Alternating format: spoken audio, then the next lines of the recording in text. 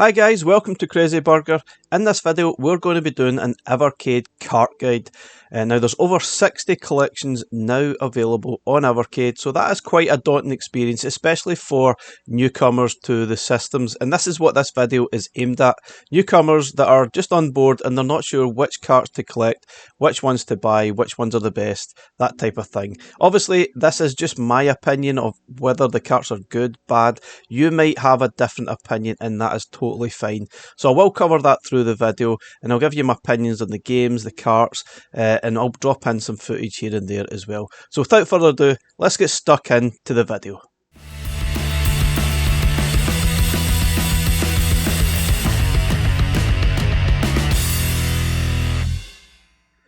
Okay, so if you are new to Evercade, it probably is a quite daunting experience of where to start, which carts to pick up. Now, you probably have some idea of the games that you enjoy.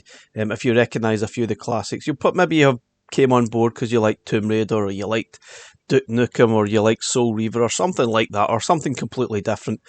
So you might not be aware of all the different collections available. Thankfully, Evercade have their own guide as well. They actually have these on the new library system that's on the Evercade VS and the EXP, so you can browse through them at your leisure.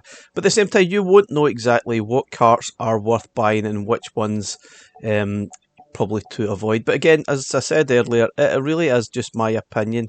Now, looking at this, there are over 500 games available across the 60 carts. Now, you can look at all the games that are in this sort of library system here if you're trying to browse, but it's quite a daunting experience to sort of go through. There's lots and lots of varied sort of collections from the Intellivision all the way up to PlayStation and even N64.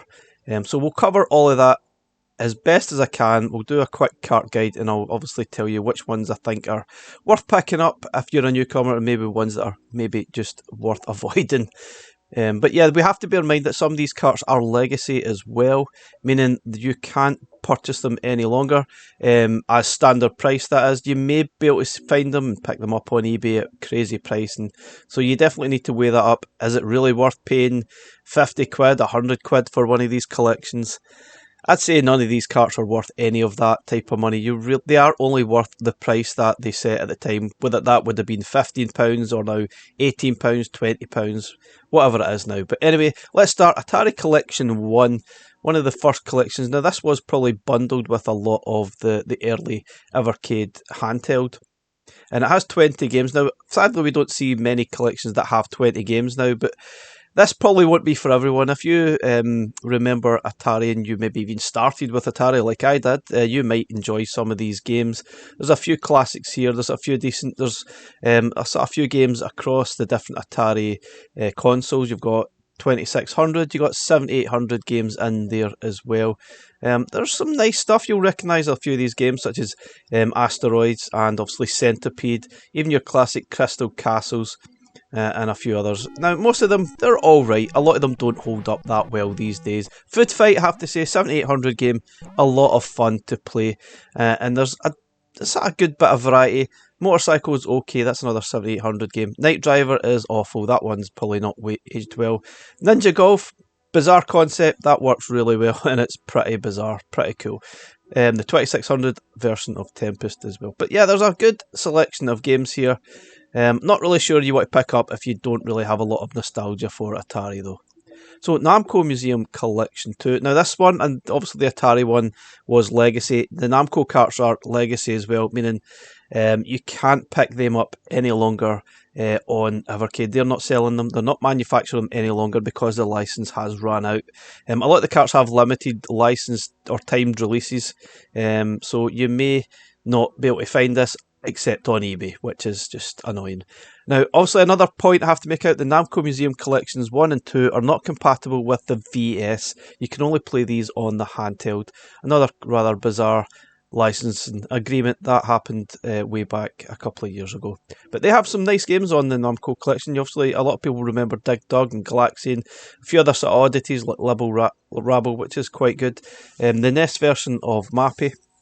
Obviously, I need to clarify, majority of the games on here are probably console versions. The red carts are console carts. The blue carts are computer collections. Sometimes they might throw the odd wobble here and there and add a PlayStation game onto the home console collections. The home computer collections. And the purple carts are arcade primarily games. So I will try and cover some of that as I'm going. We've got Mappy Kids. Most of these are NES games or Mega Drive, I think, or the SNES. We've got Pac-Man, the NES version of Pac-Man, Quad Challenge, Star Luster, Xevious, and that's it. Some nice games. Not massively sure it's worth digging out and paying a silly amount of money for, though. Data East Collection 1. You can definitely still pick this collection up. Probably one of my first collections that I thought was fantastic at that time. 10 games, 10 really good fun games. We've got Bad Dudes, the NES version, Burger Time, we got Burning Rubber, Fighter's History, which I actually think still stands up as one of the best beat 'em ups available on Evercade. This is the SNES version. It is really, really good. And we've got some nice sort of games here, a nice bit of variety. We've got the Mega Drive version of Midnight Resistance, which is excellent as well, and we've got Side Pocket. Might be worth picking up for that Side Pocket, because we don't have an awful lot of pool games on Evercade. And we've got Two Crude Dudes, the Mega Drive version. A really good collection. I think this one would definitely be worth checking out and trying to find. You might even get it a little bit cheaper because it's not Legacy, so you should be able to pick this up somewhere. A very good starter collection for sure. We've got Interplay Collection 1. Now, Interplay are probably most famous for the Clay Fighter games and Earthworm Jim. There was only 6 games in this collection, and I don't think these collections are held in the best regard. I don't think there's enough games on them to warrant those prices, to be honest. Battle Chess is pretty rubbish. Obviously, that's my opinion. I just don't think it's very good. Boogerman, just weird platformer. Clay Fighter, never been a big fan, but I know there's lots of fans out there. We've got Earthworm Jim, the classic Earthworm Jim. A lot of people will remember that if you grew up in the Mega Drive and SNES days. You will remember this game. Great game, very quirky, but extremely hard. But yeah, it's still pretty cool. Incantation. We've got a puzzle style game called Titan, which is a little bit janky. But overall, I don't think it's a great collection for your money. So you need to weigh it up. Do you really want to play Earthworm Jim or not? Anyway, on to Atari Collection 2. Pretty much similar to the first game, there's just obviously extra 20 more games. We've got a variety of stuff. We've got the 7800 version of Asteroids on this one, basketball, bowling. Now, bowling looks terrible, but it's actually pretty good fun. We've got 7800 version of Centipede, Dark Chambers, Demons to Diamonds. Now that reminds me, if you have a VS, there's a lot of cart variations where if you put the 2 Atari collections into the VS, you will unlock a secret game, which is Dark Chambers, the 7800 version, which is probably the best version to play out of the 2 sort of games. And I would certainly recommend it on that if you want to play some of that game. Might be worth picking up the 2 Atari collections. Sadly, they are Legacy, so you would have to pay a crazy amount for those games, which you probably have to weigh up. It probably is not worth it. There's a good collection of games here. Probably one of the best tennis games on Evercade, and that's not saying much, I guess, but it's pretty decent. And we've got one of the classics, which I remember playing back in the day, Solaris, a really cool game, which actually has a lot of depth for an Atari game, which is probably not something that's pretty standard.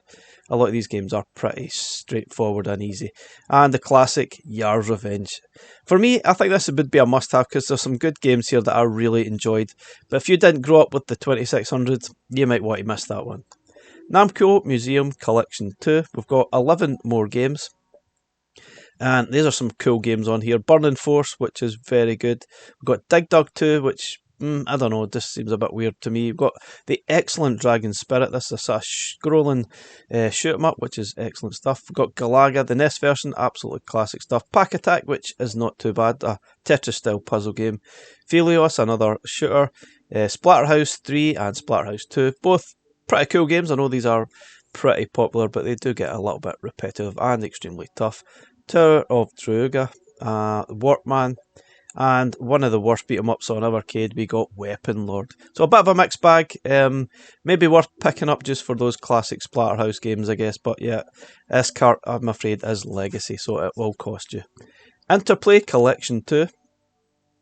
And just much like the sort of first cart, It's only really going to be for those that love the sort of clay fighter games and are maybe interested in picking up Earthworm Jim 2. Prehistoric Man is probably pretty decent as well, and The Adventures of Rad Gravity was actually pretty good fun. And The Brainies is a kind of strange little puzzle game, and Clay Fighter 2, yeah. For me, it's okay, probably better than the first collection, but yeah, you really would have to be a big fan of those games to want to pick that up. It's not one I would probably seek out and purchase. On to Mega Cat Studios Collection 1. Now, I think this still holds up as one of the better carts. That was released back in 2020. There's 10 games on it. This is from the Mega Cat Studios, who release sort of newer retro style games. So a lot of the games that you will see on these collections are sort of newer style games from the last few years. For example, this one is from 2016. It is a NES style game, Almost Hero. Coffee Crisis, you might have seen this on modern platforms. It's a scrolling beat 'em up, but it looks good, but personally I don't think it's as good as it looks. Creepy Brawlers looks like a sort of punch-out style game. Justice Duel, which is a multiplayer game. Little Medusa, another puzzle style. Log Jammers, Multi-Dude, great little puzzle style game. Old Towers, a fantastic sort of Mega Drive puzzle game. Super Painter, excellent little game as well. Sadly, not enough levels on that one for me. And probably Tanzer, this one is regarded as one of the best games still on Evercade. This is a hidden gem that snuck away on this cart. For some reason it's hiding in there. But don't think this isn't worth picking out just for this game. This is fantastic, and a lot of people still regard this as the best game on Evercade. Not so sure myself. I think it's been surpassed by a few other games by then, but a lot of people still think this is one of the best games. So certainly I would try and seek this out just maybe to play that game, and if you like your puzzle games. Piko Collection 1. Now sadly this one is also Legacy, and you may struggle to find this for under £100. One of the best value collections I think you'll find on Evercade. 20 games. Maybe not all of them are great games. Now again, Piko are they're a company that basically have picked up licensing for old games and then re-released these games. A lot of the time they have actually released them as physical versions. We've got 8 Eyes, an S game. Brave Battle Saga, one of the few sort of classic RPG style games. Maybe worth picking up for that. We've got another RPG style game. This is more like a turn-based game. This is Kain Legends of the New Gods. We've got Dork and Yimp, which is just a weird platformer. Dragon View, a sort of RPG of sorts as well. And we've got Draken. A lot of people love this game. Personally, I think you really need a mouse to play it, but it's still pretty cool. And definitely, if you love these type of games, this cart is definitely going to be for you. Iron Commando, a really decent sort of scrolling beat 'em up. I'm pretty sure this was the SNES version. We've got Gym Power, The Lost Dimension. One to probably avoid. It's practically unplayable because it's just unbelievably frustratingly difficult. We've got a scrolling beat 'em up, nice and colourful. Magic Girl. We've got Nightshade, and we have Power Pigs of the Dark Age, a really bizarre scrolling beat 'em up type of thing, I think it is. Power Punch 2, Radical Rex, Switchblade, which I highly rate. It is a bit weird, it's definitely janky, but I absolutely love this game. Probably one of the first games that I ever completed on the Evercade, and I deliberately seeked out the cart Piko Collection 1 to play this game. Highly recommended. We've got The Humans, a sort of puzzle game, which I think this is Mega Drive, but you've probably seen this on other systems over the years, from the Jaguar to the Amiga. And we've got The Immortal, it looks like a isometric style RPG style game. I don't think I put an awful lot of time into that one. The Way of the Exploding Fist, pretty cool. I enjoyed that one back in the day. Tinhead, a 1993 sort of later Mega Drive title, and it's good but really frustrating. Top Racer, an excellent sort of racing game. And Water Margin, which is a really cool scrolling beat 'em up. Now, Top Racer was also known as Top Gear, just in case you get a little bit confused there. Overall, fantastic collection. I would definitely recommend picking that one up. It's brilliant stuff. Okay, moving on to Technos Collection 1. Now this one is wildly popular at the moment. It is a legacy cart, but a lot of people are trying to get their hands on it, especially if you're new to Evercade and you're a big fan of the Double Dragon games. But sadly, this one is probably the most expensive one you will find on Evercade, on eBay, sorry, and it will cost you an absolute fortune. It could even cost you up to £200 to actually buy it. You might get lucky and pick up cheaper, maybe half that price or half that again, but honestly, it's selling for crazy money on eBay, which I really don't think it's worth it. It's probably one of my least favourite collections, and wasn't really a big Double Dragon fan, especially the versions we've got here. We've got Crashing the Boys Street Challenge, which I didn't enjoy. We've got Double Dragon, the NES version, and I think they're all NES versions, to be honest. Double Dragon 2, we've got Renegade, again NES. We've got River City Ransom. I think this one's my favourite game on the collection, which I quite enjoy. The quirky sort of beat 'em up, which was more fun to play for me than the Double Dragon versions we have here. We've got Super Dodgeball, which I really did not enjoy at all. It's a flickery mess for me. And we've got Super Double Dragon, probably the best Double Dragon game on there. This is I think it's the SNES version of that, and that one is pretty good fun. We've got Super Spike Volleyball as well, which is alright, I guess. But overall, I don't think it's a great collection. It's 8 games. I think you're only going to buy this if you really enjoy Double Dragon and you obviously had nostalgia for playing these back in the day. Personally, not my favourite collection, and I would avoid it. So you definitely need to weigh that up. Is it really worth going out and paying £200 for? I think you know the answer is probably no for that. But anyway, if you're really a big fan, you might pay that, you might not. So moving on to the first ever dual cart that we got on Evercade, which was Xenocrisis and Tanglewood. Now at the time, Xenocrisis was already available. You could play this on, I think it was Xbox, PlayStation. They had released it, but it was probably about £16 just for the one game. And obviously when the cart was released on Evercade, you got 2 games for that £16. You got the excellent Tanglewood as well. I'm pretty sure you can pick Tanglewood up on the Switch, perhaps. I'm not entirely sure, but the games, Tanglewood isn't like, it's not all over the place. I haven't seen it on Xbox or PlayStation. Again, I could be completely wrong. Now, if you wanted to buy these games, the physical versions of these games on the Mega Drive, which are, I think they're the versions we have, those will cost you £50 each. So you could see this could well be a decent collection, very valuable. It's a physical cart for your Evercade, and 2 of the games, they're very different, but they are still excellent games. I actually prefer Tanglewood. It was a sort of relaxing platformer. I say relaxing, there are some stressful scenes throughout the game, but it's such a lovely platformer, and I would certainly rate this as one of my most favourite Mega Drive games ever, because obviously it's a newer Mega Drive game from 2018, but still, what a great, fantastic game. The Xenocrisis, also excellent. You can play this one 2 players, and it's a sort of shoot 'em up style thing, but in the form of Smash TV, where you're stuck in the sort of room, clear the room, and then move on to the next one till you get to the boss, and then you go on to a next stage. Excellent game, but very, very tough and very challenging. But both excellent games, and definitely a cart that you should seek out and buy immediately. Okay, on to the Oliver Twins collection. Now, this is probably the collection that got me into Evercade in the first place. This was announced sometime in, I think it was May 2020 it was announced, and that was the cart that got me onto Evercade. I always loved playing Dizzy games, so I guess if you love your Dizzy games, then you will certainly want to buy this cart. If you didn't play the Dizzy games and you're not really that familiar with Codemasters, I don't think you're going to get a lot out of this collection. I might be wrong, but having watched a lot of the reviews of people playing these games that were not familiar with them, I think it just didn't go down that well at all. Sadly, this is another legacy cart, so you'll probably have to pay a little bit extra if you want to play this one now, which is a shame. I would really like to see this getting re-released again. But yeah, we've got BMX Simulator, we've got Dizzy the Adventurer, Dream World Pogi. This is a sort of newer game on the NES, and it was really good fun. Quite short, only 16 levels, but a really fun platformer. Firehawk, almost like a Jungle Strike game, I guess, but nowhere near as good. A really bad sort of way to sort of compare that game to. But anyway, we've got Go Dizzy Go, puzzle game. Mystery World Dizzy, excellent. I think this was my favourite version on here. Now, it's all NES versions of the Dizzy game, so if you're expecting Spectrum or Commodore 64 versions, you might be a bit disappointed.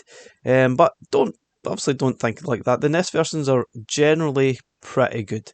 I'd say some of them are a little bit flickery for my liking, but overall I think they are alright versions. The Fantastic Adventures of Dizzy, probably my least favourite Dizzy game here. Treasure Island Dizzy. Wonderland Dizzy, this is a newer sort of variation of an older Dizzy game. We've got, and back to the beginning. So just sort of bear in mind, if you are familiar with the Dizzy games from the home computer collections, the names are slightly different to what you might remember. So if you remember back on the home computers, it was Dizzy, the first game that was released, then it was Treasure Island Dizzy, then it was Fantasy World Dizzy, then it was Magic Land Dizzy, and then so forth, so forth. But some of these games are different. I think, if I recall, maybe Wonderland Dizzy might be Magic Land Dizzy in reality.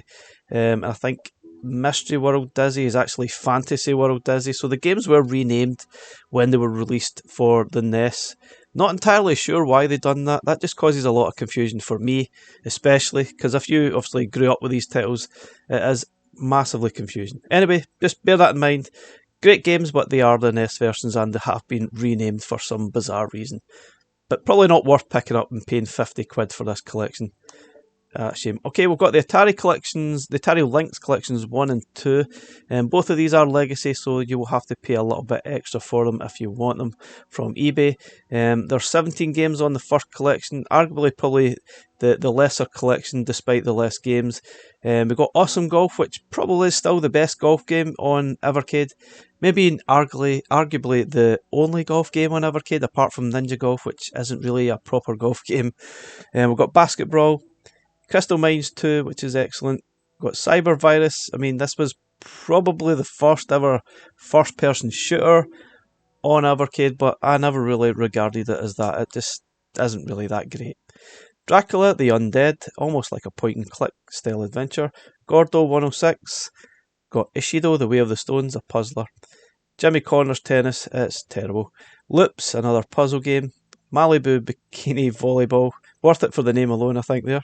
Got Mega Pack Volume 1, a variety of different style, cheap style games. Got Power Factor, Remnant Planner Wars, Scrapyard Dog, Super Asteroids and Missile Command, Super Squeak, and Zomp the Final Run. A good collection of games from the Lynx, which I guess not everyone owned the Lynx, due to the fact that it was silly expensive and it was a big, bulky beast. So if you didn't play them, now's your chance to try and play some of those games. Now, arguably, the second cart is actually even better than the first one. It does have less games, it only has 8, but Blue Lightning was excellent. California Games, good if you know how to play it, but personally I'm not a fan, but I know there's a lot of fans out there for that game. Checker Flag, Chip Challenge, an absolutely brilliant puzzle style game that was released on every platform back in the day, so you might have played this in some way or other. We've got Electro Cop, Gates of Zendikon, and the bizarre Todd's Adventure in Slime World, and Zarler Mercenary, a shoot 'em up. A really good collection. I would recommend this one over the other collection, but I guess if you want to pick these up, you want to try and get both of them. But sadly, you will have to pay more than the recommended retail price now because of the fact they are legacy collections. So moving on to Jalico Collection 1. We are still on the console collections. We have not moved out of that yet, so they are all console games. We've got 10 games from the Jalico sort of library. We've got Astyanax, I think this was NES. We've got Bases Loaded, Brawl Brothers, City Connection, Earth Defense Force, Operation Logic Bomb. Got Rival Turf, another beat 'em up, really good too. Super Goal 2, looks quite nice, but yeah, it's okay, it's alright. Ignition Factor, which is excellent. Totally Rad, another sort of cool platformer, and that's it. A really good collection, I'd certainly recommend it. It's not outstanding, but there's some good games on there. Some good beat 'em ups as well that's definitely worth picking out. Piko Interactive Collection 2. This was more sporty orientated. We've got 13 games. And yeah, definitely mixed in sort of quality. Get Beast Ball, which was a little bit like a speedball style game. Eliminator Boat Duel. Football Madness. Yeah, it's football and it's just madness. It's just weird. Full Throttle, almost like a Road Rash style game, but not quite. Hoops, Sharp and Jam. So we'll get 2 basketball style games here. Power Football, looks like John Madden, doesn't play like John Madden. We got Racing Fever, a really cool Game Boy Advance game. I think if I recall, this might have been the first Game Boy Advance game on Evercade. And this is pretty good. The only thing I think that was wrong with this, it would have been great to be able to zoom out on the screen, because it is very zoomed in. So if you're trying to negotiate corners, it's almost too late by the time you hit it. So you have to pretty much memorise the tracks. Good, but too tough. And we got Soccer Kid. Fantastic game. This is the SNES version. I think a lot of people remember this from Amiga. It's nice, looks great, a little bit different, a little bit quirky, but it's painfully hard at times. And we've got Summer Challenge. This is actually good fun if you like your sort of athletic style game. Really good fun. Sadly, it's not really it's not really got any multiplayer on it, which is a bit of a shame. I think you can switch the controller if you have more than one player. I can't really remember, but anyway, it is what it is. There's some good sort of events here that you can take part in, which I really enjoyed. Javelin was a lot of fun, and a lot of the sort of running things were good fun. Good collection, I think that's pretty decent. And we've got Top Racer 2 and Winter Challenge, World Trophy Soccer, which looks nice but is really, really tough. So overall, good collection. If you like your sporty style games, you will really enjoy it. Personally, I was a little bit on the fence of this one. Good, but a lot of the games really were kind of substandard. But worth it if you could pick up at a good price. Now, Indie Heroes Collection 1, probably one of the first carts we got that included a lot of these various indie games from different indie folks, maybe one or two people working on these style games, and it had 14 games. Definitely still one of my most favourite collections out there. We got Alien Cat 2, a fantastically addictive puzzle style game. We got Anguna Warriors of Virtue, which was a Game Boy Advance Zelda-like game. Not as good as Zelda, obviously, but it's still pretty good. Chainbreak, which is a sort of running action game. Obviously, this is a Game Boy game, which I think this might have been one of the first collections to have Game Boy games on it. And we've got Deadis, which is a kind of newer styled it's hard to describe. It's almost a horror game, I would say. It says adventure there. I would say this is a horror game. It is very dark. Got Deptor, a platformer. Doodle World, fantastic cutesy sort of platformer game. Got Flea, another fantastic platformer game. The sequel is now out at the time of this video. Also really good, but much, much, much harder. Foxyland, another sort of platformer puzzle game, which is very good. Kubo 3, another platformer action game. Ploid, yeah, this one's Quest Arrest is a role-playing Game Boy Color game, if I recall, which is alright. Super Homebrew War, this one's definitely designed as a multiplayer game for your VS. Think Smash Brothers and you might come a little bit close to what this game is like. You're basically trying to jump on the head of your opponent to gain a point. And we've got Twin Dragons, another lovely cutesy platformer game. This one is also excellent. Sadly, you would think it should be a multiplayer game, 2 players, but it is only 1, which seems a bit of a missed opportunity there. And here we have Uchusen Ultimate Ploid Battle. It's a shoot 'em up, but it's very basic. It's over in seconds. It's quite possibly one of the worst games they ever put on an Evercade collection. Definitely worth avoiding. But other than that, the rest of the games on this collection are worth picking up. So that'll be 13 games out of 14 that are decent. Worth checking out for sure. So moving on to the Worms Collection 1. Now at the time when this was released, this was only handheld. The Evercade VS was not released until a few months after this collection was released. So at the time it didn't make a lot of sense to be playing these games on handheld. We had the original Worms, I think it was SNES version perhaps, but as you can see here, the sprites are really, really small. Now, playing that on a handheld, it's just one of those games you cannot play on a handheld. It's too small, it's going to hurt your eyes, and I don't think the original Worms is that great. Now, we've got Worms Armageddon, which was the PlayStation version. If I recall, this might have been one of the first PlayStation games on Evercade. This is Worms Armageddon. Now, again, it's probably better played on the VS. Now we've got the VS, this makes a lot more sense. But trying to play this on the handheld, maybe not the best experience you're going to have. So if you're a fan of Worms, you probably want to grab a VS and play these games on the VS instead. You'll get a lot more out of it.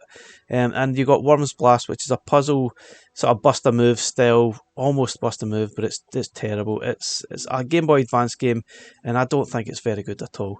So overall for me, Worms Collection 1, only 3 games. It's not good value for money at all. Even if you're a Worms fan, I don't think it's great value. I really would rate that as one of my poorest collections on Evercade. So Codemasters Collection 1. You could argue this is Codemasters Collection 2 with the Oliver Twins collection, because obviously they were Codemasters games as well, in conjunction with Oliver Twins, who generally made a lot of games under that label. But anyway, Codemasters Collection 1 has a lot of games, a lot of very average games though. Most of them are NES versions. We've got B-52, Big Nose Freaks Out, Big Nose the Caveman, Boomerang Kid, CJ's Elephant Antics, Cannon Fodder. Now this is probably one of the only reasons, or there's only 2 reasons why you would pick up this collection. The first one is Cannon Fodder, the other one is Sensible Soccer. Both are the Mega Drive versions, and both are excellent games. Although, if you remember back in the day, these were not Codemasters games. These were owned, I think, by, I think it might have been Virgin Interactive at the time. But Codemasters purchased that company sometime in the 2000s. I can't really remember exactly when. So they now own these games, which is fine. But these are the only 2 games you would probably buy this collection for.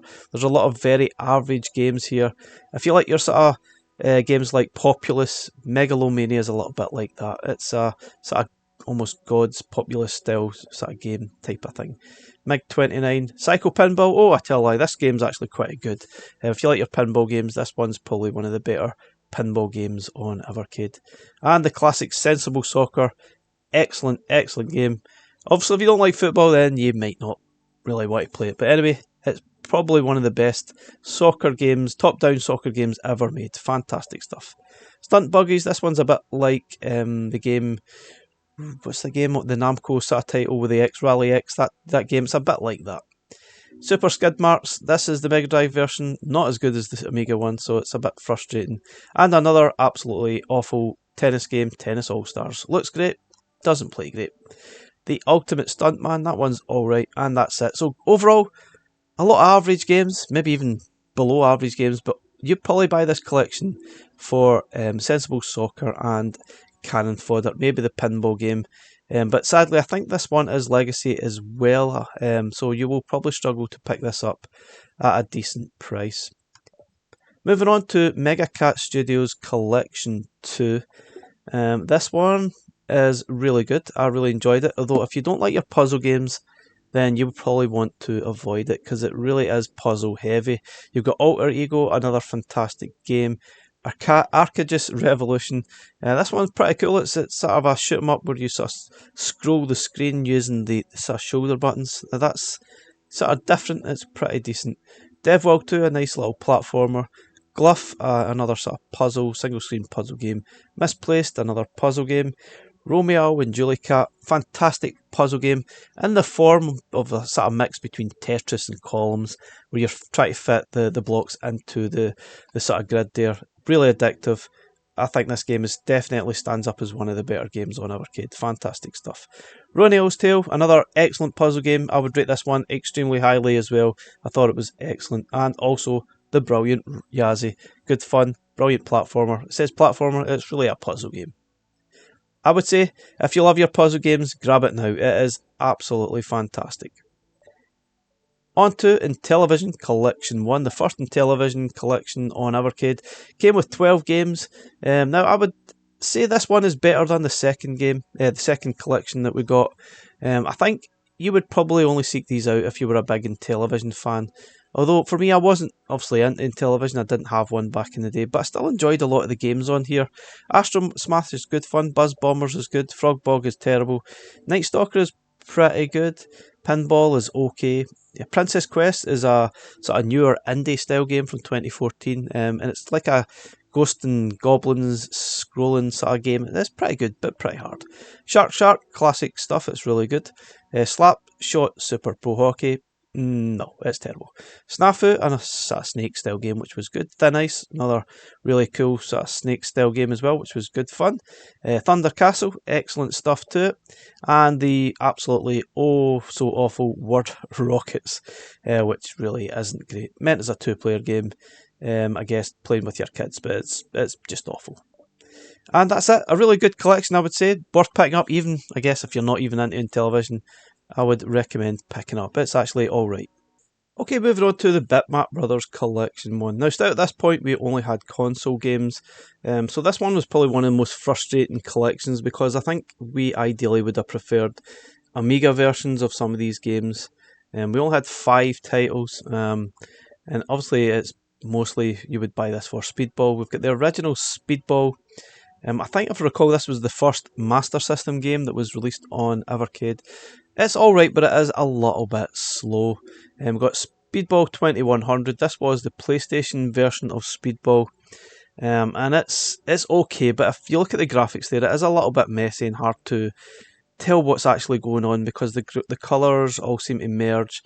It's very difficult. It's a bit of a mess. It just needs to be. I think if they change the colour palette for the game a little bit, make it a little bit more clearer what you're doing, it might have been a better game. But sadly, it's nowhere near as good as the classic Speedball 2 Brutal Deluxe.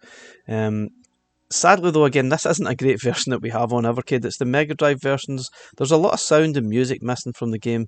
It just doesn't feel right at all. We really needed the Amiga version. But still, it still plays pretty well. It's still Speedball 2. Still a lot of fun. And probably the only reason why you'd pick it up. Although you would probably pick this cart up for the excellent the Chaos Engine, which is the SNES version, which was pretty close, I would say, to the original Amiga version, or it may have been the original Atari ST version, not sure which one came first. But anyway, great game, I would highly recommend this one, fantastic stuff. And we've got Xenon 2 Mega Blast, a sort of scrolling shoot 'em up, which is a little bit slow and pedestrian to play. But overall, probably not a great collection. I think you would only buy that if you were a fan of the Chaos Engine or Speedball 2. Sort of value-wise, it's probably not the best. And yeah, we needed Amiga. Now, finally, we got some arcade collections released at the end of 2021. Now, this coincided with the release of the Evercade VS, the console which you could obviously connect to your TV. So we got a lot of arcade collections at that time, and some good stuff as well. But these games are probably notoriously a little bit harder than your standard games. And we don't have dip switches yet on Evercade, so you can't maybe sort of go into the back end of the games, maybe try and give yourself more lives or make it a little bit easier. Maybe that will come at some point. Fingers crossed it does still happen. Maybe it will happen when the Evercade alphas get released at the end of 2024. So Technos Arcade 1 came with 8 games. We got Battle Lane Volume 5, a horrifically tough scrolling sort of shoot 'em up type of thing. We block out a sort of Tetris style puzzle game but in 3D.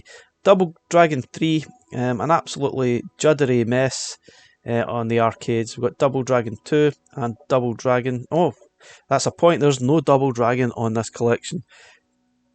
Now, they deliberately didn't release Double Dragon because they felt the emulation, or it wasn't emulating well. I think, if you recall Double Dragon back in the day, there was a lot of slowdown whilst playing the game. So they decided not to release it on Evercade so that it wouldn't look bad on Evercade, or it wouldn't sort of make the Evercade look bad as if it was emulating really badly. So they made that choice. Good choice, bad choice, who knows. Mania Challenge, the only wrestling game on Evercade, and it's actually alright, it's pretty good.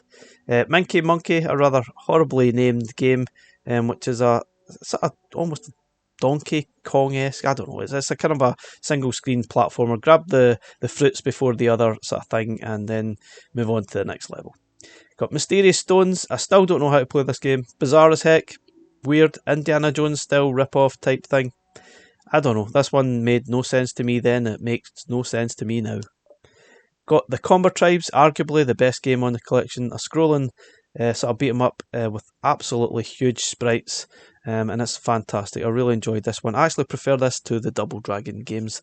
But overall, good collection, good first collection on the arcade carts, and definitely worth picking up though. I think this one is also went legacy as well, so you might struggle to pick this up at a decent price. Data East Arcade 1, or Data East Arcade 1, and we've got 10 arcade titles. We've got Bad Dudes vs Dragon Ninja, that's fantastic.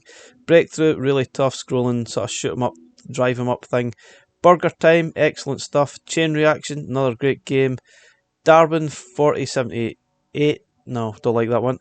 Gate of Doom, Dark Seal, pretty good, an isometric sort of RPG beat 'em up type of thing, very good stuff. Lock and Chase, Pac-Man style-esque.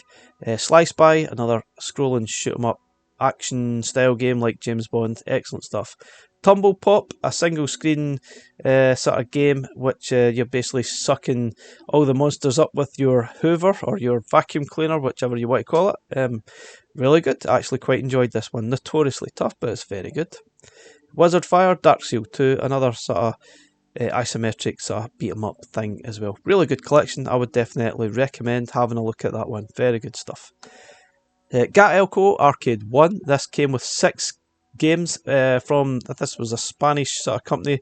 Now for me these were a lot of new games, never played them, but a lot of people did recognise these, especially if you went to holiday in Spain. You may have played some of these games in the arcade back in the day, and they're all fantastically weird, fantastically quirky, but still brilliant stuff to play. Got Alligator Hunt, a kind of third person shoot 'em up, which is great stuff. Biomechanical Toy, a platformer. Glass, a sort of puzzle actiony game, tough but good. Snowboard Championship, great stuff.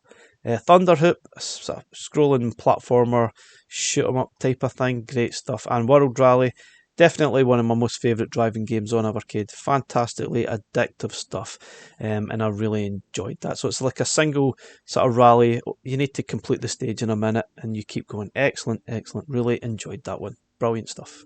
So moving on to Atari Arcade 1, another legacy cart I'm afraid. So all the Atari collections, all the Namco collections, Piko 1, and I think the Codemasters and Oliver Twins are the carts that have went legacy, sadly. So you will have to pay through the odds for those. 13 games from the Atari label. It says Atari Deluxe, it's just sorry, Asteroids Deluxe. It's actually just Asteroids, I'm afraid. Canyon Bomber, Centipede, Crystal Castles, Liberator, Lunar Lander. Looks terrible, but this one is, it's almost like a, you're basically trying to land your lunar onto, I guess it's the moon or an asteroid or something, but it's good. It looks really, obviously very dated, but it's actually quite relaxing to play. Millipede, Missile Command, Night Driver, Pong, Skydiver, Super Breakout, Warlords, and that's it. Personally, I don't think it's a great collection. It's not one I would seek out or recommend, but if you like those old style games, the Atari Arcade stuff, have a look. Personally, I don't think I would seek it out. Renovation Collection 1. Now this was probably more for the sort of those that from North America that recognised a lot of these games. These were mostly new to me. I didn't really recognise any of them, but this is certainly regarded as a really good collection. We've got Argos, Odyssey, a sort of isometric sort of role-playing beat-em-up style game. Beast Wrestler. Oh, this is another wrestling game, if you want to call it a wrestling game. It's more like a fighting game, but it's absolutely awful. I know a lot of folk love this game, but I think this still ranks as one of the worst games on Evercade. Probably not the worst. There's worse than this, but it's not good. Dino Land, another pinball game, which is okay. Got El Viento, which is a scrolling sort of platformer slashing game. XL, a role-playing game, not the best. Final Zone, another isometric style action game, shoot 'em up thing, which is good. Gallares, a shoot 'em up, which is decent. Granada, another shoot 'em up, which is pretty good. Sol Dis, shoot 'em up, which is, I think it's like Sol Feast, if you remember that one. Trazia, another role-playing game, this one's awful. And Valis, a platformer. Nice games, but they do tend to move very slowly. Valis 3, another platformer. This one's pretty decent as well. I think overall, a very good collection, and I think you'll get more out of it if you remember these games from back in the day. I think most of them were mainly released in North America, or under the Renovation label in North America, I should say. Okay, on to the Gremlin Collection 1. Now this is a bit like the Bitmap Brothers, whereas we really needed Amiga versions of some of these games at the time, which obviously we didn't. So what we had got was Actua Soccer, an OK football game. Brainbender, that was a Game Boy puzzle style game, which really isn't a lot of fun to play. PlayStation version of Hardcore 4x4, which looks nice, pretty tricky to play though. The one and only football management game on Evercade, Premier Manager 97. It's alright, not probably the best example of football management, but it's okay. We've got Utopia, the Creation of a Nation, another sort of populist style sort of strategy game. And we got Zool, which is I think it was the SNES version, maybe, I can't remember. But ideally at this point we probably would have preferred Amiga, but we only got what was on console under the Gremlin label, and it probably wasn't enough. Hopefully we'll get a Gremlin Collection 2 at some point, then we can get some of these home computer versions, which would open up this cart to a lot more, like Supercars, Zool, and some other stuff. I can't remember all of them. And we missed out on getting Actua Golf for some reason. That is a shame. So we moved on to Morphcat Games Collection 1. Now this cart did say 3 games on the box, but if you look at the next to Morphcat Games Collection 1 2022, it does say 5 games, but on the box it says 3, so a little bit misleading. There's 3 main games, there's 1 game that's classed as a demo, which actually feels more like a full game, and we got the sort of almost the DLC of Micro Mages included with the collection. So overall, I actually quite enjoyed it. I know a lot of the games are quite short, but a lot of the games are excellent stuff. Like Bobble, one of the best sort of games I've played on Evercade. Really good fun, very addictive, where you're obviously a bubble going through the level trying to find the ducks. Yeah, that sounds bizarre, doesn't it? Micro Mages, a sort of scrolling from bottom to top game where you're the sort of tiny micro mage trying to get to the top. Then you get some boss fights as well, and you can play these games 4-player. And they are fantastic fun as 4-player games. You can still play them as single player as well, and they are fine, but I think you'll probably get the most out of it if you're playing 2, 3 and 4 players. It's a lot of fun. Got Space Skulls, a very addictive sort of platformer, floating style game, or flying I should say, so obviously it's a Space Skull, it is flying sort of through the game, but yeah, that is very addictive stuff. Super Bat Puncher, this one's the one that's classed as a demo, and it certainly could be classed as one of the better games on here because it's very good. It does feel more than a demo. I think there was a lot of experimentation within this game from the creators, but it's still very good. Yep, it's only 5 games, so you have to sort of weigh that up. Is it worth seeking out to just play those 5 games? I would say yes, but they are short. You have to keep that in mind. Might not be the best value collection you'll find on Evercade. So we're moving on to Intellivision Collection 2. And this one really I did not enjoy.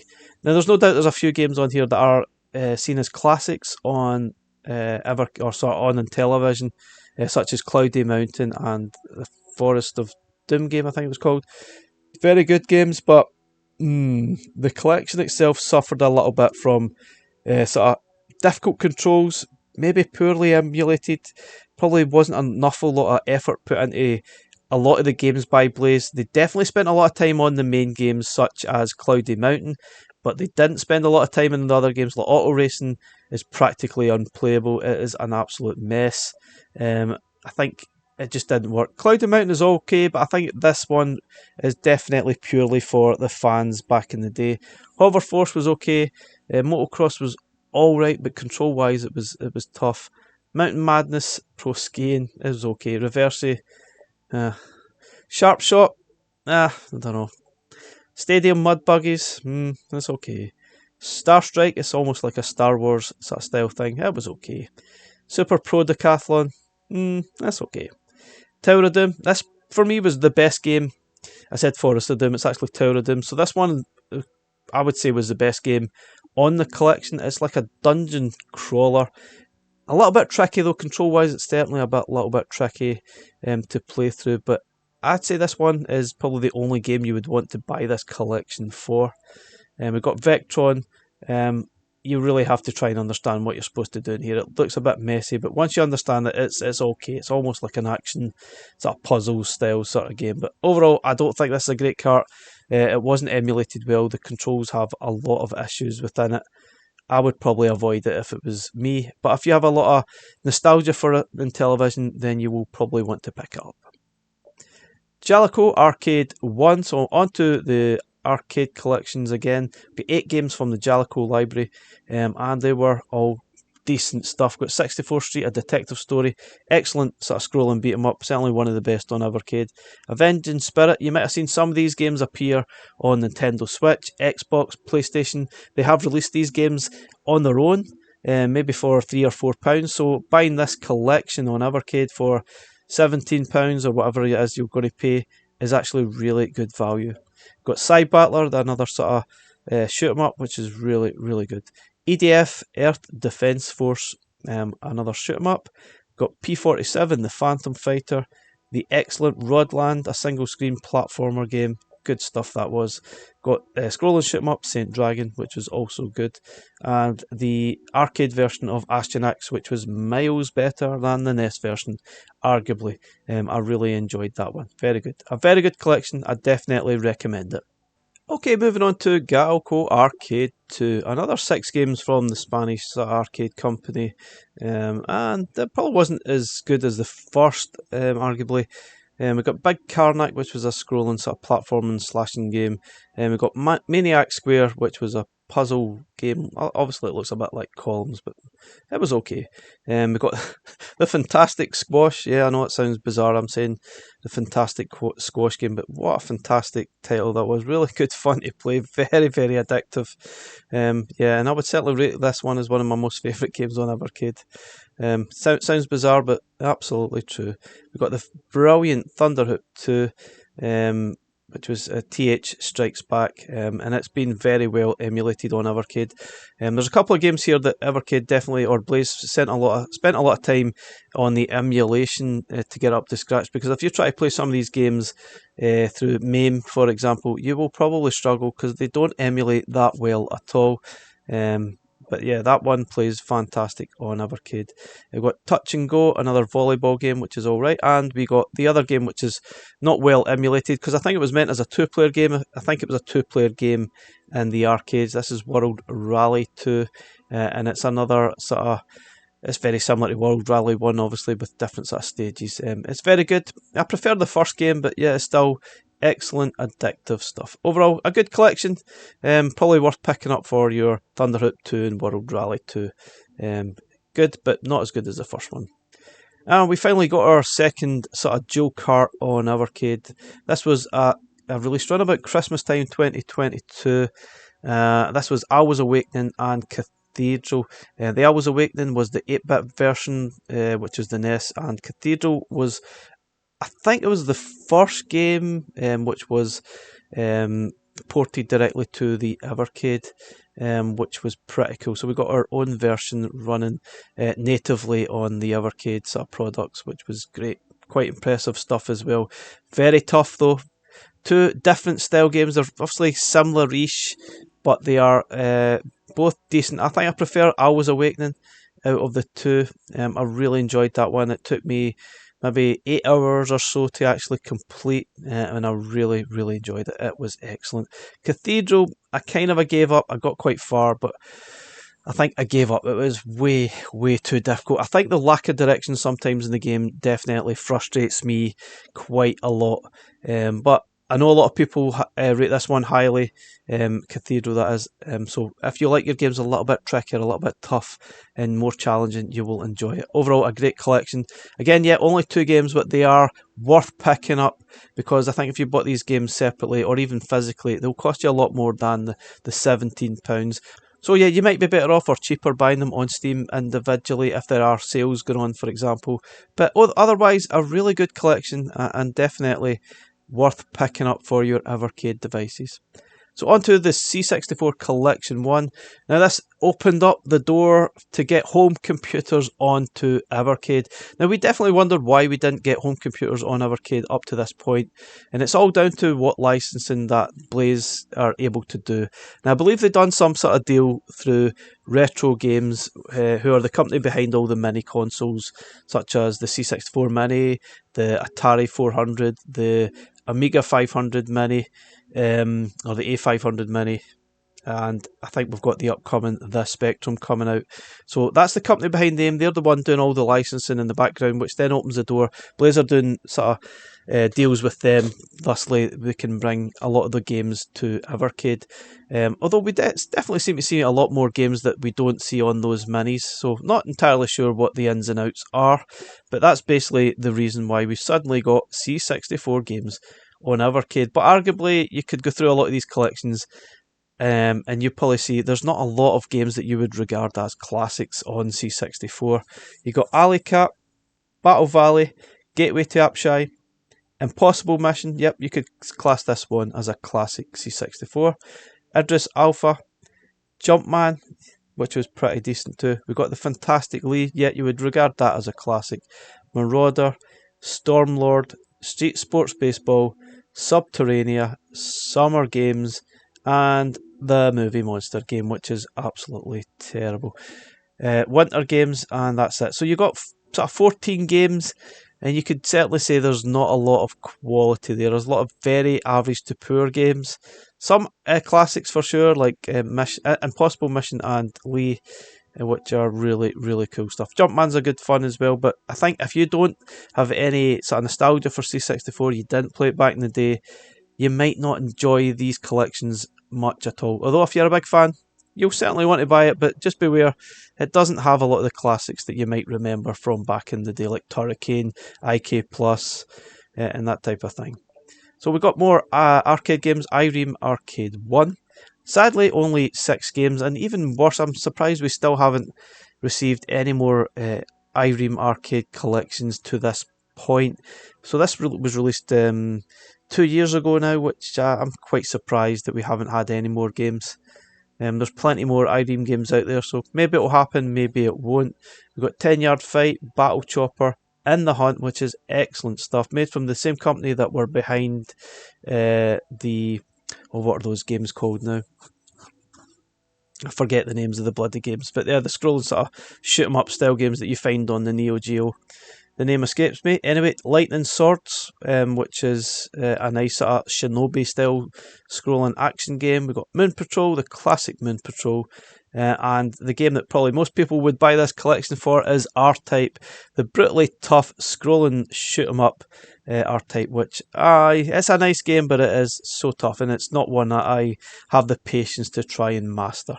But yeah, you would probably buy it for those games alone, like In the Hunt and R-Type.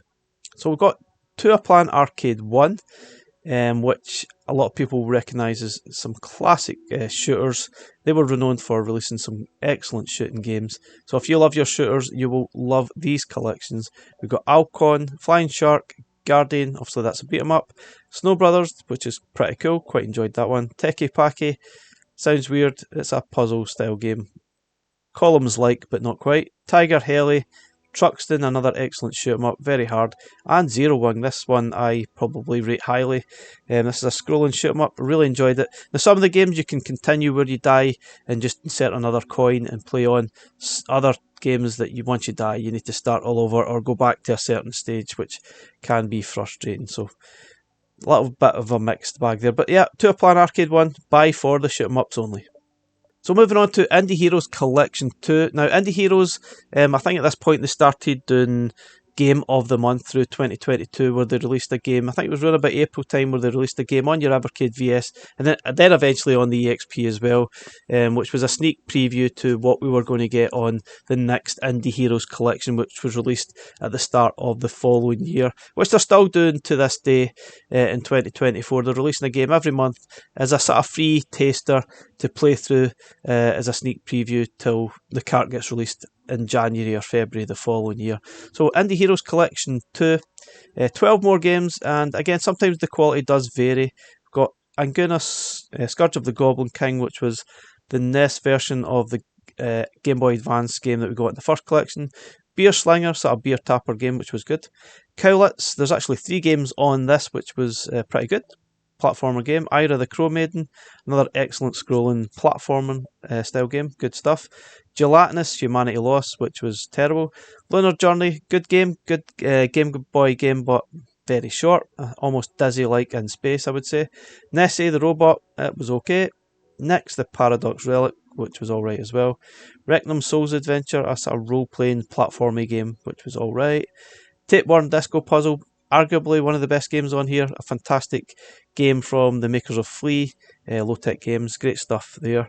The Grunio Zerka Trilogy, 3 different games, arguably my most favourite games on this collection. I thought they were fantastic, especially the second and third parts, very puzzle heavy, and they will hurt your brain, but excellent stuff to play through and will take you quite a while to work your way through. But good stuff, I really enjoyed that. And we've got Yeah Yeah Beavis 2, which was a single screen platformy beat 'em up game, which is very limited indeed.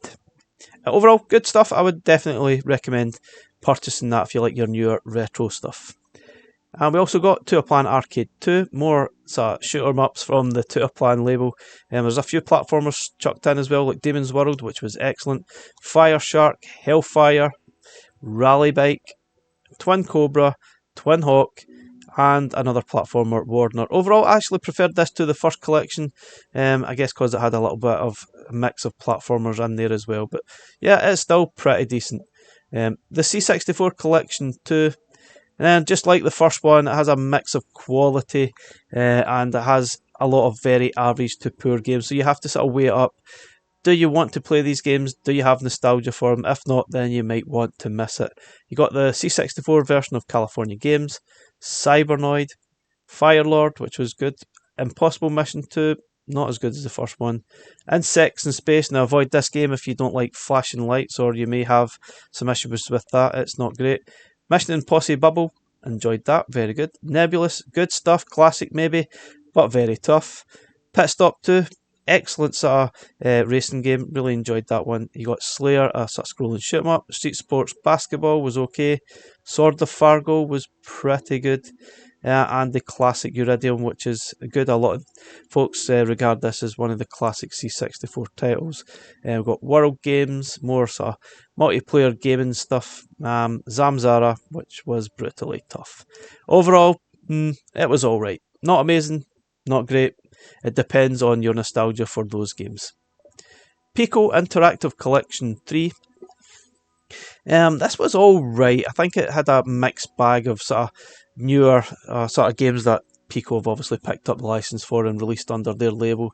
I would expect this one to probably go Legacy at some point, because I don't think they hold the licensing for that long. So we got the PlayStation version of 40 Winks, which was okay, but it's definitely no Super Mario or Banjo-Kazooie. Legend of Wukong, another RPG game for the Evercade. Not amazing.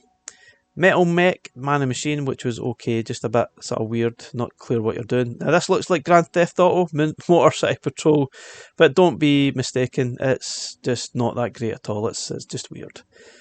Punch King, this one's alright, Game Boy Advance style game. Another Game Boy Color game, Radical Bikers. This was very good, enjoyed that. And this was an unreleased game as well, which was a nice thing to get. Stanley the Search for Dr. Livingston, that's okay. So a search 'em up platforming game. Super Puzzle Pop, which is okay, another Game Boy Advance game. And we've got Sword of Sodan.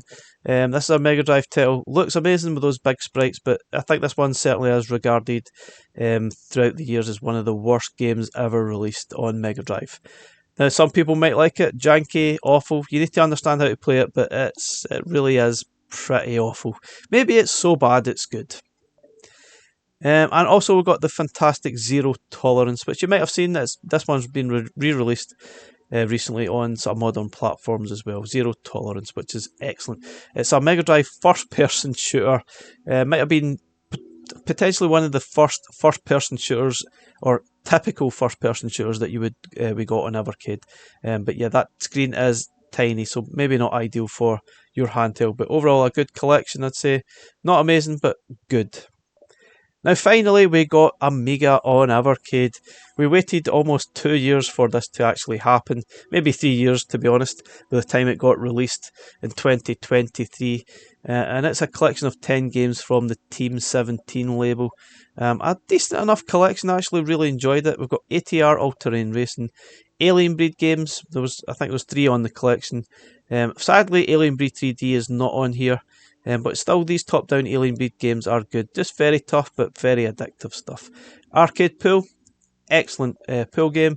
Body Blows, Full Contact, 2 sort of beat-em-ups were probably quite average to play. We've got Kingpin, another sort of bowling game. We've got Project X, a fantastic scrolling sort of shoot-em-up, excellent stuff. We've also got Quack, which is a platforming, single-screen platforming game. Collect all the sort of things on the level and proceed to the next till you get to a boss level. Great stuff, very colourful, excellent stuff. I really enjoyed this cart, very good, and it obviously was the first Amiga collection onto Evercade platforms. Next up is the Sydney Hunter Collection. This had 4 games from Sydney Hunter. Now these are sort of almost newer style retro games. We had 4 games with Jester, which was pretty good, and not even a Sydney Hunter game, which was a bit bizarre. Got Sydney Hunter and the Caverns of Death. If I recall, this was the SNES version, which was pretty good. Got Sydney Hunter and the Sacred Tribe. I believe this was a Master System game, and this was my favourite game from the 4 of them, which I really enjoyed. So the idea is basically you're collecting all the gems within the sort of stages and somehow finding the exit, that type of thing. Okay, also on the collection was the Intellivision version of Sydney Hunter and the Shrines of Peril, which wasn't really that great. It was like a reimagining of the Smurfs game, if you remember that, on Intellivision, or I think Atari 2600. Not great at all. Overall, it's alright. I enjoyed a couple of the games, but I don't think it's the best value collection you'll find on Evercade, although some people might argue it's a great value because buying these games physically would cost you a lot more than an Evercade cart. Okay, moving on to Piko Arcade 1. So we've got an arcade collection based around the licensing or licenses that Piko have picked up. I think these were under the Unico label. Yeah, it's in there, the Korean developer Unico. Some really bizarre style games. I think it was a South Korean company of some sorts. So we get Burglar X, a kind of farting style scrolling game, which was actually quite good fun to play. Diver Boy, a single screen collect all the pearls type of thing, brutally tough. Dragon Master and the others, another beat 'em up on here, are beat 'em ups, look lovely, but they are unbelievably tough. We definitely need the dip switches to make these games much more accessible and easier to play. Fancy World, Earth of Crisis, and Magic Purple were sort of single screen, or well, I think this one's almost scrolls a little bit, but single screen sort of platforming games where you sort of clear the screen type of thing. They were okay. Master's Fury was the other beat 'em up I was talking about. Steel Force, which I thought was fantastic, and almost an Alien Breed style arcade action game, which was brutally fun. It was great, and just a blast to actually play. Legend of Silk Road. Now, a lot of people might regard this as one of the best scrolling beat 'em ups on Evercade, and who am I to argue? It is good stuff, really good fun. Graphically very nice, and good stuff to play. I think you can play it 2 players as well if you've got the VS. Highly recommended it. And we've got Ultimate Tennis. You could say this was the best tennis game on Evercade. Not the most complete tennis game you'll ever play, because I think you basically drop into the final sort of sets or games in the sort of game, and then you play on. You don't have a full sort of tennis sim here. It's just a quick arcadey style game, but it is actually pretty decent stuff. I think overall, good collection. I would definitely recommend picking that one up. Now we've got the Sunsoft Collection 1. 6 games from the Sunsoft sort of library, and Sunsoft were recognised as being sort of nice games, but very, very difficult. We get Aero the Acrobat, wasn't a big fan. Arabian, a single screen, collect all the letters type of game. We've got Blaster Master, which was pretty good. Blaster Master Boy, which almost felt like a Bomberman style game, which I enjoyed too. Journey to Silius, this was very good. I think this was originally supposed to be a Terminator license game, but they changed it to Journey to Silius. This one was actually decent. Mr. Gimmick, very good. A platformer, but unbelievably difficult and very, very frustrating. It's one of those games you want to love more, but you end up hating it because of the frustration. Overall, not bad. I guess you would have to buy this if you were a fan of the Sunsoft games. Personally, I was kind of on the fence of it. Okay, but not quite for me. Now we also got another Amiga collection. We've got, well, it says 4 Amiga games if I recall. I think one of these is actually the Mega Drive version, which is Flashback. I think they deliberately released the Mega Drive version because it was the better version than the Amiga. I think the Amiga version was missing a few sort of cinematics within the game and sound effects, perhaps. So we've got the recognisable title is Another World. We've got Flashback, again, the Mega Drive game, and two sort of point-clicky adventure games in Operation Stealth and Future Wars. Now, as much as those games are quite cool, I think they are a little bit not the clearest in what you're supposed to do in the games. Nice that we've got them, but probably not the best example of that genre at all. But still, a good collection. You probably want to pick this up for Flashback. There's a lot of playability there. You might make more progress playing Flashback than you did back in the day, because it was a tough game, and utilising those save states definitely helped reach later stages. I know it did for me, at least. Okay, so we got to Full Void. We got our first ever single cart game released last year, and now I think you could argue, is it really worth being a single cart game? I'm not entirely sure. It is quite short. You can easily complete it in about 3 to 4 hours. However, it is an excellent game. It's obviously been inspired by games such as Flashback and Another World. And yeah, it is short, but it's fantastic. Very atmospheric. So I would probably recommend playing this game by putting on some headphones. But as a cart, at £17, £18, whatever it is you pay, $20, it doesn't seem that worth it to me for the length of time you play it. As much as I still think this is a fantastic game, that value isn't really there. I think you could argue that this should have been released as a dual collection rather than a single collection.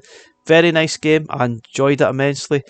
But you could potentially pick this up on consoles. It was released on PlayStation, Steam, Xbox, and if there's a sale on, you can pick this up for about £8. It doesn't make a lot of sense to buy that cartridge on Evercade. Sadly, a great game, but the value isn't really there for me. Home Computer Heroes Collection 1. Now, I'm quite surprised we've not had a second Home Computer Heroes Collection as yet, because this was like a mix of Amiga games, C64 games released, which were all pretty decent. I actually enjoyed this collection. We've got Attack of the Petsky Robots, Bridge Strike, and so these are kind of newer sort of Amiga style games, or newer sort of home computer games released in the last few years. Bridge Strike was a bit like River Raid. Citadel Remonstered. So this is like a reimagining of the original Citadel game on Amiga. First person shoot 'em up, and it was very good. Farming Simulator C64 edition. Now this one was giveaway free on the Mini, but it's quite relaxing and fun to play. Pretty basic though. Planet X2. One of the strategy, sort of real-time strategy style games. A little bit tricky to play due to the controls, but if you understand what you're doing, how to play it, you'll probably get a lot out of it. It is very good, very in-depth, and definitely worth putting in that effort to. Tanks Fury or Fury was okay, recommended to play this as a multiplayer game. And lastly, we got The Sword of Ayana, a fantastic MSX2 platformer from 2017. Colourful, music is fantastic, and I would certainly rate this one as being one of the best games on Evercade. Fantastic stuff. Really enjoyed playing it. As I said, very atmospheric, very sounds are fantastic. The music is brilliant, especially in the first level. Sadly though, it does get a bit confusing in the later levels. You get a bit lost in where you're supposed to go, but worth the effort. A really, really good game. Okay, moving on to Duke Nukem Collection 1. Now this brings us up to about Christmas time in 2023, where we got the two Duke Nukem collections released. And they were both really decent. Now I think the first collection is probably the better one, where we got Duke Nukem 1 and 2 remastered. So these were originally DOS games that were released on Evercade. And they sort of made remastered versions of them. They fixed the sounds, music up. They stretched the screen up so it wasn't a big sort of a little box, and they added a lot more things besides. So Blaze done a fantastic job on these. I'm surprised they haven't actually released these games onto modern platforms like Xbox and PlayStation.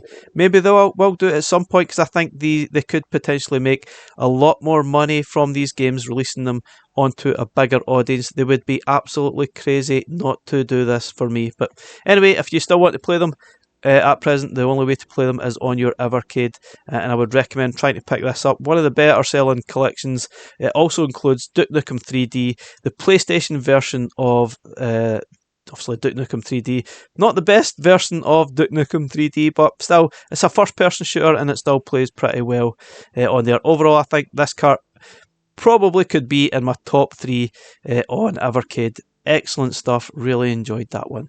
Now we also got Duke Nukem Collection 2. It's got 2 PlayStation Duke Nukem sort of 3D Tomb Raider-esque style games, and we had the Duke Nukem Advanced game, which was pretty good. This is a first person shooter from 2002 on the Game Boy Advance. It's pretty good. We've got Duke Nukem Land of the Babes and Time to Kill. You can see it's almost a Tomb Raider-esque game that was obviously classed as Duke Raider back in the day, and it's a third-person shooter it's classed as. Very good games, takes a little bit of getting used to, but still worth putting in the time for. Not as good as Duke Nukem Collection 1 for me, but still pretty decent. So moving on to another dual collection, we got Goodboy Galaxy and Witch and Whiz. Goodboy Galaxy is a Game Boy Advance game released last year, I think it was, on Witch and Whiz, which was a few years ago, a puzzle style game on the NES. Now you could argue that maybe Witch and Whiz wasn't, or really shouldn't have been on this collection. It's not really worth the value, but still it's a fantastic game. They are both really good games and very different games indeed. It makes for a rather unusual collection. Goodboy Galaxy is a highly polished sort of platformer, sort of exploration style game. It looks amazing. The sort of creator behind this has done an amazing job. Sometimes I got a bit frustrated playing this game because I think there's a little bit of a lack of direction on where you're supposed to go next. It does get a little bit guessy, and I find myself going back and forth numerous times across numerous levels, which you have to do anyway, I guess, but it still gets a little bit aimless at times. A little bit of a guide and pinpointer to where to go next would have been helpful. And we also got Witch and Whiz, a sort of game where you need to sort of clear the sort of ghosts or monsters from the screen and pushing the blocks type of thing. Puzzle orientated, very devious, very, very good. I enjoyed that one. So another dual collection was released around about the same time. We got Demons of Asteborg and Asteborg, 2 very cool games. I wasn't a huge fan of these titles. I got a little bit frustrated. I felt Asteborg, for example, was a little bit of a grind to play through. I preferred Demons of Asteborg. That was a very nice sort of scrolling platform slashing game from 2021. Both decent enough. They're both quality titles. Both are sort of Mega Drive style versions. And if you like that type of thing, you'll probably enjoy that. I know this cart is very, very popular. So another highly quality title released. Now this brings us to 2024. Now we started 2024 off with Indie Heroes Collection 3. Which obviously we've played a lot of these games through 2022 as part of, 2023 as part of Game of the Month. There's some really good stuff on here. We've got the Enhanced Edition of Alien Cat 2, Big 2 Small, a single screen puzzler game, which I thought was brilliant. Devious, fiendish, brilliant. It looks pathetic, I guess. It's a bunch of animals and there's some sort of things they need to sit on, but it's great. It really is great. I loved it. Bone Marrow, which was pretty nice. It's almost a bit like a game called Threes, which was the Microsoft version. There is another style game similar to that, but it was alright. We got the native version on Evercade, Bubble Seahorse Adventures. Sounds terrible, but it was actually good fun. And we got Choo Choo Mimic, another game from Low Tech Games. This was a puzzle game. Wasn't as fun as sort of Tapeworm, Disco Puzzle or Flea, but it was still a decent enough sort of game. I just didn't feel the incentive was there to pick up all the coins on each level, so I just felt getting to the exit was the most important thing, which maybe takes away the purpose of the actual game. But it still was pretty good. Chibi Monster Brawl Limited, I guess, better for 4-player games on Evercade VS. Donut Dodo, excellent single screen. So arcade style. This one was also running natively on Evercade. Perhaps even worth buying this collection for this game alone. Excellent, excellent game. You'll probably have seen it released on modern platforms as well. And they also have a few other games which hopefully we'll see it on Evercade at some point as well. Going forward, that would be really, really good. We've got Doodle World redrawn, a sort of enhanced version of Doodle World from Indie Heroes 1. It was okay, but just, yeah. Magic and Legend Time Nights, yeah, this one was alright, bit limited. Ore Body Binder's Tale, a Mega Man-esque light style thing. Cake Cat was alright, a platform skating game. Lots of slowdown through the game, sadly, which kind of ruined it for me. The Little Tales of Alexandria, almost a non-game from the Game Boy, an adventure game where you really don't do a heck of a lot. And finally, Thunderpot, a platform and sort of shoot 'em, collect the bones up type of thing and kill all the enemies on the level. And that was really good fun. I enjoyed it. Overall, pretty decent, worth collecting or picking up if you love your indie games. Okay, we got the C64 Collection 3, and a lot of people would say we don't need any more C64 games.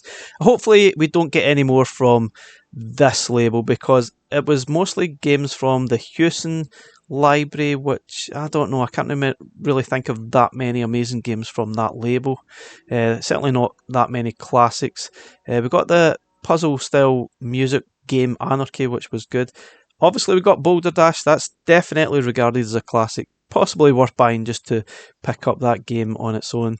We got Breakdance, a sort of sports simulation style dancing game. Yeah, it's as bad as it looks. Cyberdyne Warrior, a nice platformy game. Cybernoid 2, shoot 'em up. We got Stormlord 2, another awful game. Exelon, nice colourful game. Maybe not the best version, but it's still pretty decent. Very hard though. We got the classic, and probably regarded as a classic from C64 days, Heavy Metal Paradroid. It's basically Paradroid with the sort of heavy metal style graphics overlay. So it's basically the same game. Jumpman Jr., another cool Jumpman game. Netherworld was alright, shoot 'em up. Street Sports Soccer, yeah, a soccer game, but yeah, it's basic. But, you know, it's alright. Summer games too, more summer games. We don't need any more summer games. These are meant as multiplayer games, and if you're playing this on handheld, it just seems madness. I think some of the games you can pass the controller right enough, but I think these are the ones that are like that, but still, it's very limited.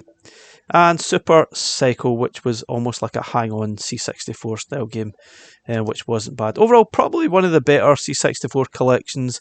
Better than the first two, perhaps, but still, only for those with nostalgia for C64.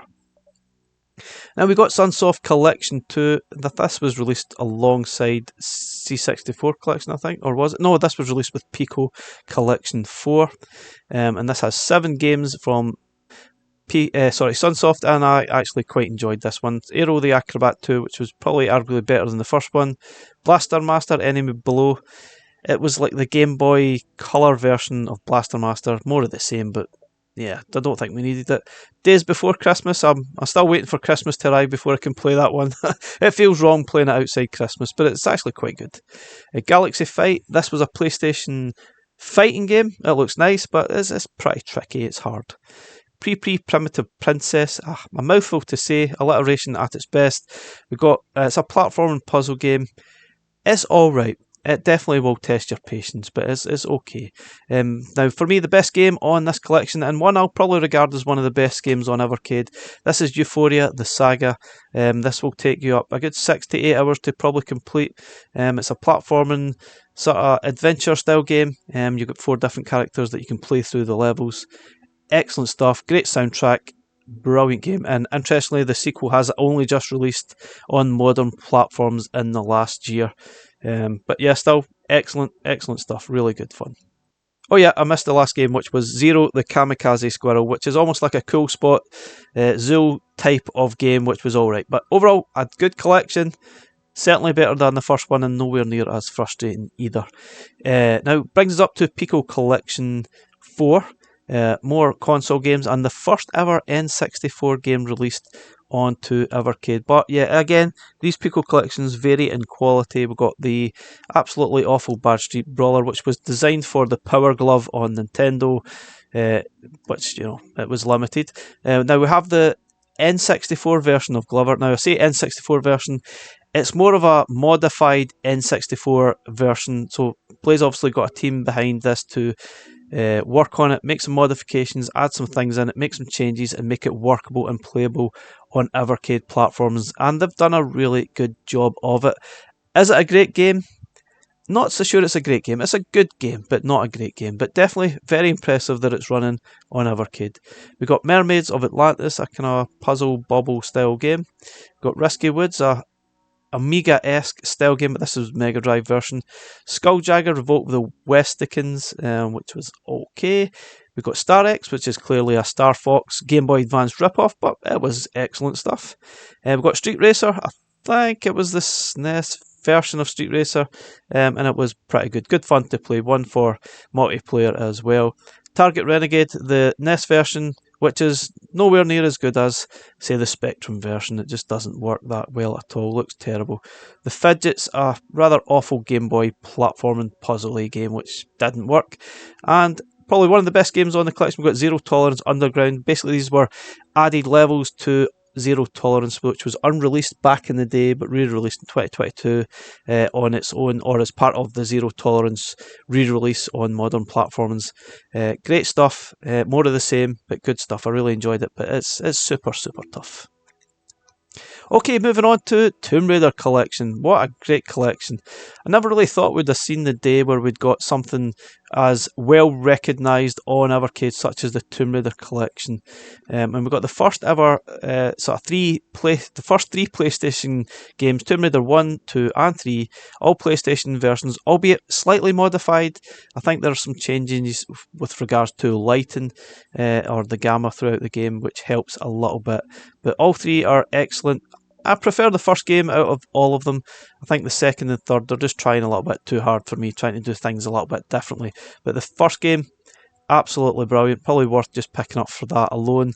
Though sadly, I think this might have been overshadowed with the remastered versions that were released just shortly before this collection that you can pick up probably for cheaper. So it kind of devalues this a little bit, but still worthy of picking up. It's good stuff. But yeah, if you're sort of swithering whether to pick this up or the remastered versions, it's probably one of those ones you want to pick up the remasters, because you can switch between the remasters and PlayStation original or the PC original, I think it was, that they used graphics. So it really is up to you how you play your games. Just bear that in mind. You might be better off getting the remasters instead of this. So this kind of brings us up to more sort of recent times. The most recent collection released at the time of this video was the Thalamus Collection 1 and Legacy of Kain. I'll say Thalamus was released with Tomb Raider, so that was back in July. Well, supposed to be July, but it was actually released in August time, and this was more C64 games. Now, I know I've watched a lot of videos of this now. Personally, I loved it. I love Thalamus games. I love Creatures and a few of the other games as well. I was a big fan of this, but you have to bear in mind that if you didn't play these games or you didn't have any C64 nostalgia, you might not get a lot out of this at all. I've seen lots of videos of people not really understanding it, not knowing what to do, and just dismissing it completely. But there's a lot of really cool games on here, and I think you should try put some time into it and try and understand it. But again, if it's not for you, it's not for you. Armalite, a scroll and shoot 'em up. Creatures, one of my all-time top 3 Commodore 64 games of all time. Platforming game, very tough, but wow. Cutesy, colourful graphics, some of the best graphics you'll see on a Commodore 64 at that time. Good stuff, really enjoyed it. Creatures 2, didn't enjoy that one as much. It was more of a single screen torture based sort of game, which was tricky. Had to refer to a lot of the magazines at the time and how to complete a lot of the levels, which didn't make a lot of sense, because some of the levels are just a little bit too obscure to know what to actually do. We've got Hawkeye, which was a scrolling sort of shooting platformy game. Heatseeker, bizarre, makes no sense game. Hunter's Moon remaster. So this is a remastered version of Hunter's Moon with sort of more added levels and an intro, which is just amazing. And this was very good. I actually enjoyed that one. Nobby the Aardvark, probably one of the last games that Thalamus released on C64, which was like a CJ's Elephant Antics game, but nowhere near as good. Retrograde, a very sort of grindy, sort of shoot 'em up, a little bit like Forgotten Worlds, if you remember that game, which was actually pretty good, but very grindy. Snare, a sort of puzzle action style game. You're basically trying to get to the exit, avoid the enemies, avoid the traps. Yes, pun intended. And this was pretty good. Gets a little bit tricky, and it does take a little bit to get your head around how the aircraft moves and the screen moves around that. But once you get used to that, it's very, very good. Summer Camp and Winter Camp. Now, Summer Camp I really enjoyed, a platforming game, but notoriously tough. You're going to absolutely brutalise those save states to make any progress. Collect the Acme boxes and understand what all the other pick 'em ups do. Refer to the manual to understand how to play these games. Winter Camp, it's one of those ones that doesn't work great because you need to waggle the joystick, or in our sort of terms on the Evercade, waggle the D-pad, which doesn't make a lot of sense on a D-pad. It just doesn't work as well at all. Wasn't meant to be. Overall, I enjoyed it. Like I said, loved the Thalamus Collection, but it will not be for everyone. Just bear that in mind. If you're not nostalgic in that sort of stuff, think twice. Okay, Legacy of Kain Collection. I think this one will bring a lot of new people on board to Evercade, and they are classic games. Now, I know there is remastered versions of Soul Reaver 1 and 2 coming out in December 2024. But obviously we have Blood Omen Legacy of Kain, which won't be on the remasters apparently, which I didn't realise. I thought it was just remastered of these two games. So we've got the two PlayStation games, Legacy of Kain, Blood Omen, Legacy of Kain, Soul Reaver. Both very different style games. We've got a top-down role-playing game, and we've got an action sort of game in the style of sort of Tomb Raider sort of thing. Both very good, both great stuff, very dark, good stuff. Highly recommend it. Yeah, only two games, but there's a lot of depth to these games. You'll get a lot of enjoyment out of them. And certainly one of the fewest places where you can pick up these games right now. Definitely worth picking up an Evercade for. Okay, we've got the Bitmap Brothers Collection 2. 6 more games now. Obviously, finally, we got the console versions of some of these games. Sadly, no Speedball 2 Amiga. Don't know why that wasn't included, which is a little bit of a missed opportunity. Could be a licensing thing, so who knows. But yeah, we've got the excellent sort of adventure games, Cadaver, and the DLC for it. And we've got Gods. I think this, obviously it's Amiga. We got Magic Pockets, Amiga, both excellent platformers. The Chaos Engine 2, meant for sort of multiplayer game on VS, so keep that in mind for that game. We got the PlayStation version. Yes, I said PlayStation, not Amiga. This is the PlayStation version of Z or Z, a sort of strategy, real-time strategy game, sort of capture the flag type of thing, which is pretty good, but better, I guess, as a multiplayer game. But yeah, it's only single player, and ideally you would need a mouse to play it properly, but it's designed for a D-pad at the end of the day. Overall, I really enjoyed Bitmap Brothers Collection 2, some classic stuff there, but will not be for everyone. A bit like Thalamus, it will not be for everyone. Now, still to be released at the time of this video, we've got Toaplan Arcade 3 and Data East Arcade 2. These are planned for release in November 2024. And we've also got 2 more games still to release or still to be announced for 2024 that are supposed to release December 2024. I'm sure we'll find out about these very, very soon. But anyway, Toaplan Arcade 3 has 7 games. Now, I've played through a lot of these games and arguably could be the best Toaplan collection yet. You got the classic Batsugun, the special version of it, Fixate, Gox, Outzone, Truxton 2, Vimana, and that's it. So you've got some really good games there. I actually enjoyed that. I'm not a shoot 'em up fan, but I really enjoyed playing some of these games. And like I said, arguably the best Toaplan collection yet. Data East Arcade 2. 12 games from the sort of arcade label on Data East. But yeah, there's a mixed sort of bag here. We've got B-Wings, we've got the arcade version of Two Crude Dudes, or Crude Buster as it's otherwise known. We've got Edward Randy, this is almost like a Indiana Jones adventure game. Express Raider, a cowboy style game. Joe and Mac Returns, a single screen game. We've got so many of those single screen games now.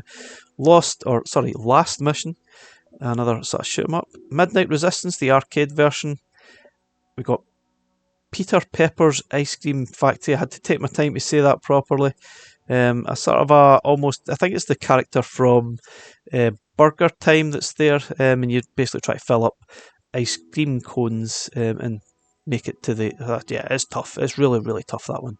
We've got SRD, or Super Real Darwin, another tough shooter from that. Shootout looks amazing. Bit tricky to play though. And we've also got Super Burger Time, possibly one of the best versions of Burger Time, arguably. Trio the Punch, a rather bizarre sort of game. It's a mixed variety of style games throughout. It's weird. It's hard to explain that one. And that's it. B-Wings. Overall, pretty decent. worth picking up. I'm sort of on the fence. It's not amazing, but it's not bad either. One of those ones. I'll obviously give it more time when it does get released. Anyway, guys, that's it. Overall, hopefully this guide will help you in trying to pick up certain carts. Just beware, there might be stock issues. There's various different places to pick them up, from Amazon to Fun Stock. Just check online. I'll leave a link in the description to all the different shops you can buy them from. But anyway, hopefully this helps you in understanding what's available and what's good, what's bad, what might be for you, what might not be. Thanks for watching. Catch you again in the next one. Bye for now.